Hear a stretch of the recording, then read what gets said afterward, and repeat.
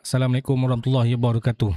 Um, aku nak kembali bercerita mengenai isu 7 pemain warisan antara FIFA dengan FAM lah.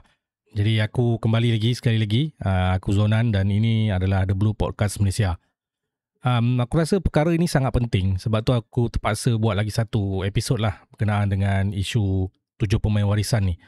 Okey, sebenarnya aku ada baca secara detail sekali lagi motivated decision yang FIFA bagi sebanyak 63 muka surat tu, dan ada beberapa perkara yang aku rasa sangat red flag lah daripada FIFA.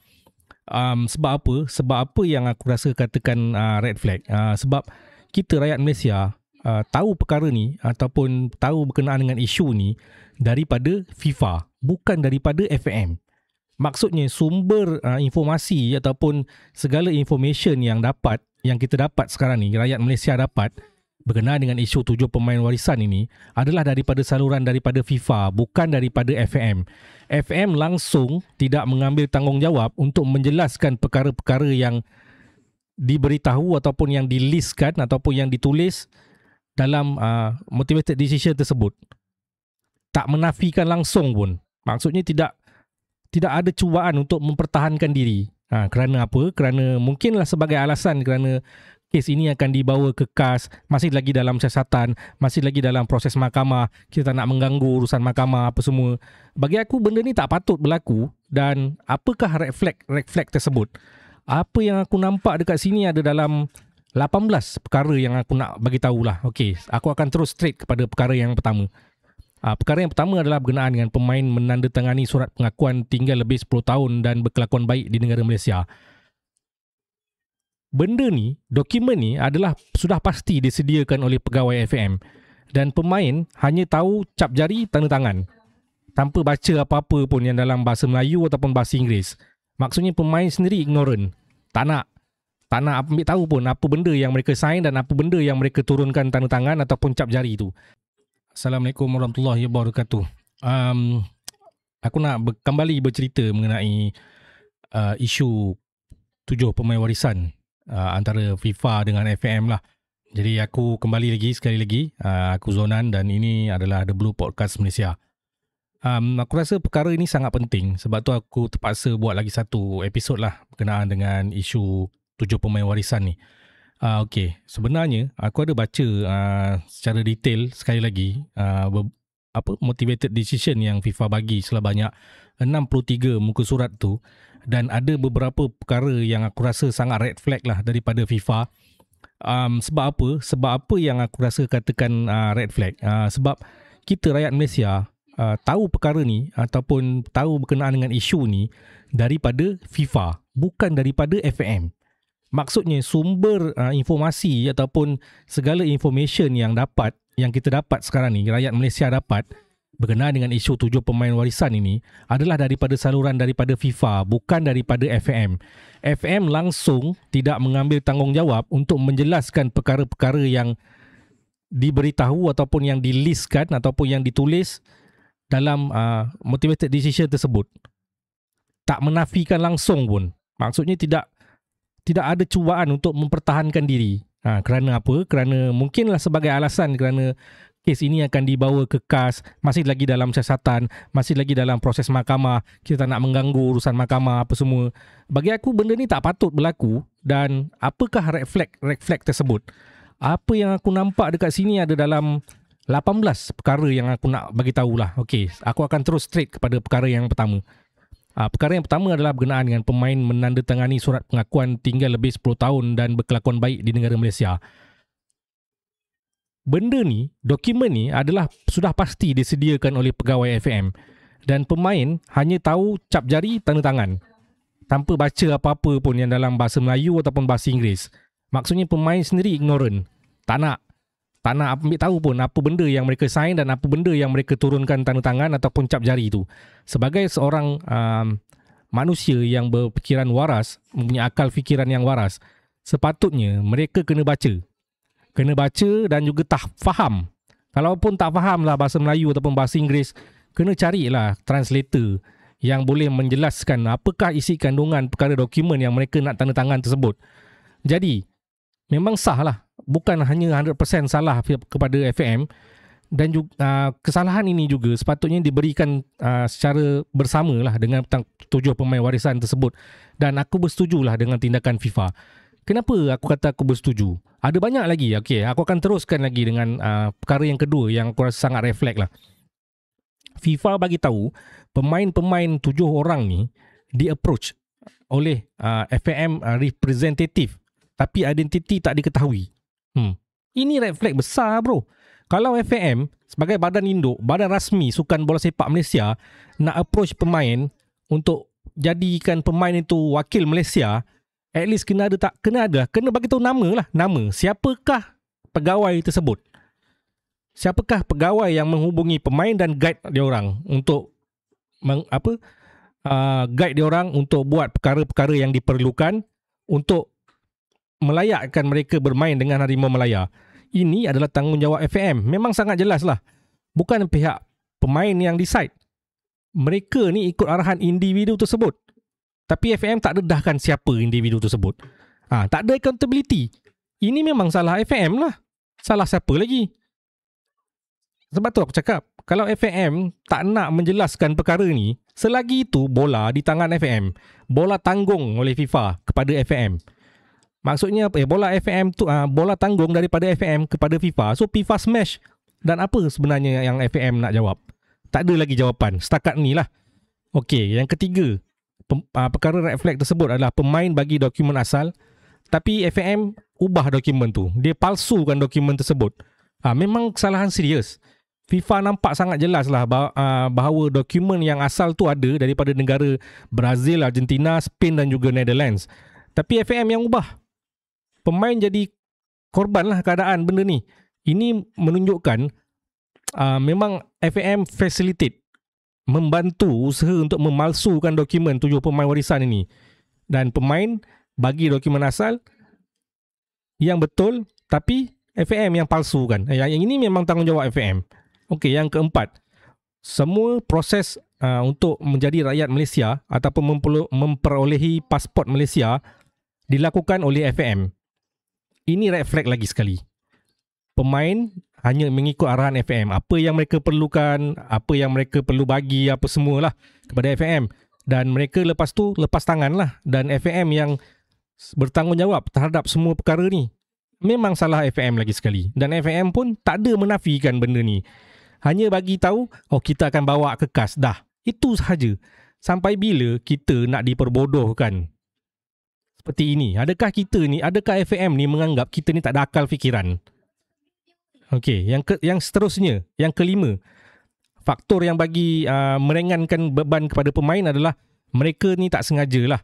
Mereka sebenarnya tak dapat faedah peribadi pun. Rekod disiplin mereka pun bersih sebenarnya. FIFA ambil kira ni sebagai perkara untuk menjadikan hukuman lah. Sebab tu pemain hanya dihukum sekejap saja, setahun. Tak digantung lama lah. Sebab mereka FAM pun sedar bahawa pemain ini pun diperdaya oleh FAM. Perkara yang seterusnya iaitu perkara yang keenam. Rob Friend.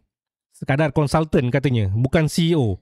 Ini masalah governance daripada FAM lah.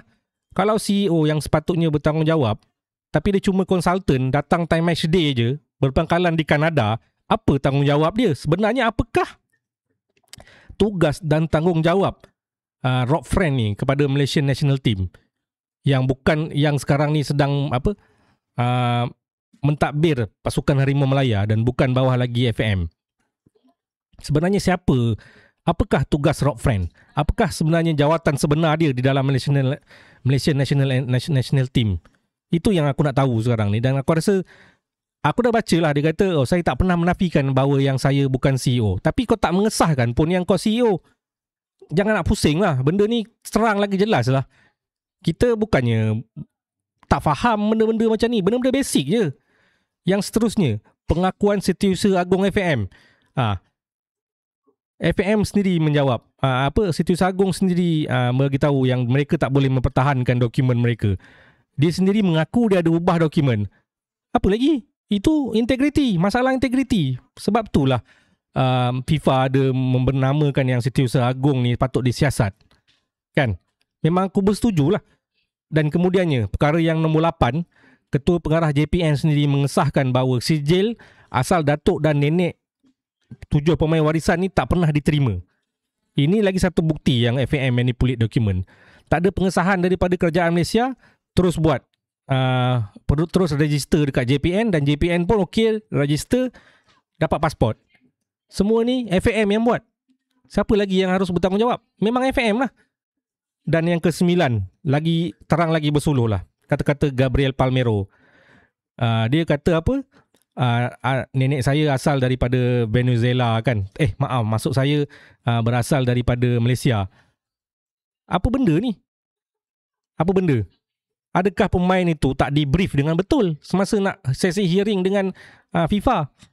Dan kemudiannya, ada banyak, yang perkara yang ke-10, ada banyak ruangan kosong dalam sijil kelahiran datuk dan nenek pemain warisan tersebut yang kerajaan Malaysia isu kepada pemain, yang yang FAM hantar untuk pendaftaran ataupun yang FAM bagi semasa proses rayuan. Banyak ruangan kosong bro, sijil lahir. Takkanlah ada ruangan kosong. Cuba korang fikirlah, kalau sijil lahir korang ada ruangan kosong, mesti korang akan cakap, betul ke aku ni rakyat Malaysia? Ataupun dokumen itu palsu? Kita boleh fikirlah dengan akal fikiran yang waras. Dan kemudiannya, yang ke-11, sijil kelahiran asli datuk dan nenek pemain yang berasal daripada Brazil, Spain, Argentina dan juga Netherlands tu mengandungi kod QR, tanda tangan digital dan juga kod security yang membolehkan mana-mana individu daripada seluruh dunia mengesahkan bahawa dokumen ataupun sijil kelahiran asli itu adalah asli daripada saluran rasmi dan memang sah, terbukti yang sijil kelahiran itu adalah tulen. Benda ni, kalau betul-betul FAM ada hantar sijil kelahiran yang sah, kenapa tak nafikan? Aku banyak kali tanya dah. Okey, yang keempat, yang perkara yang ke-12, semasa proses rayuan ataupun proses hearing daripada 7 pemain yang tersebut, FIFA ada terima 4 salinan ataupun 4 jenis sijil kelahiran yang menjadi bukti. Sijil kelahiran yang pertama adalah sijil kelahiran yang disubmit oleh FAM ke FIFA. Yang kedua, sijil kelahiran yang diperolehi oleh FIFA daripada negara asal. Yang ini yang tulen. Yang ketiga, sijil kelahiran yang dikeluarkan oleh kerajaan Malaysia. Yang keempat, sijil kelahiran yang dihantar oleh pemain semasa hearing proceedings. Yang ini adalah sijil kelahiran yang mereka hantar kepada FAM sebelum FAM palsukan dokumen itu untuk hantar ke FIFA. Ada 4 jenis. Dan daripada 4 jenis ni, yang B tu, yang kedua, sijil kelahiran yang diperolehi oleh FIFA daripada negara asal itu yang asli, yang tulen, yang sah, yang ada QR code tadi yang aku cakap. Apa lagi yang kita boleh, celah mana lagi kita ruang yang kita boleh argue pasal benda ni? Macam mana? Macam mana korang boleh yakin yang berkatakan FIFA bukan betul? Kalau FIFA tak betul, kenapa FAM tak cepat-cepat membangkang ataupun menafikan perkara yang FIFA dakwa ni, yang FIFA dakwa dalam motivation decision sebanyak 63 muka surat tu. Dan kemudiannya, yang ke-13, ada kesan pemadaman ke dalam ataupun di dalam sijil kelahiran Datuk Irazabal. Kesan liquid bro. Dokumen rasmi ada kesan pemadaman. Tak kisahlah liquid paper yang guna air tu ke ataupun yang macam guna kertas tu kan. Kesan pemadaman, dokumen rasmi. Budak sekolah pun tahulah benda tu tak boleh nak dipadam. Benda tu memang, kalau kita padam, kita dah nampak dah memang sasah yang benda tu palsu. Yang ke-15. Yang ke-14 FIFA mengatakan kesalahan memasukkan dokumen adalah kesalahan jenayah yang dilakukan oleh FAM. Okey, FIFA selaku badan antarabangsa ada banyak ahli gabungan dan diorang pun ada banyak law expert, pakar perundangan. Diorang takkan tulis ayat ni dalam motivated decision diorang kalau benda tu tak ada asas. Maksudnya FAM melakukan jenayah. Apa lagi yang kita boleh cakap? Okey, yang ke-15, yang ini panjang sikit. FAM dia meluahkan rasa terkejut dan kecewa lah dengan kegagalan FAM untuk mengenal pasti individu yang bertanggungjawab ke atas masalah ini. pangkat mereka, pangkat dia orang yang menjadi individu yang bertanggungjawab tu, ataupun peranan khusus diorang ni ataupun individu tersebut dalam persatuan. Memang sangat-sangat membimbangkan lah. FAM tak ada ambil tindakan tata tertib yang ketara. Tak ada penggantungan yang sah, tak ada pemecatan, tak ada rujukan kepada pihak berkuasa ataupun kerajaan Malaysia, terutamanya PDRM lah. Dan juga ini menunjukkan kekurangan accountability dan juga menimbulkan kebimbangan serius terhadap tadbir urus dalam organisasi FAM. Maksudnya covering ni ataupun perlindungan ini boleh perlindungan terhadap perkara yang kaki tangan yang bersalah ni, ditambah pula dengan dakwaan samar-samar tentang kesilapan pentadbiran, administrative error lah kononnya, nampaknya merupakan teknikal yang direka untuk mengalih ataupun memesongkan tanggungjawab institusi sambil memelihara diorang punya periuk nasi. Okey. Apa dia cakap? Kita gantung Setiausaha Agung. Setiausaha Agung tu digantung adalah sebagai tindakan populis. Sebagai kambing hitam. Sekadar gantung je. Tak ada apa pun.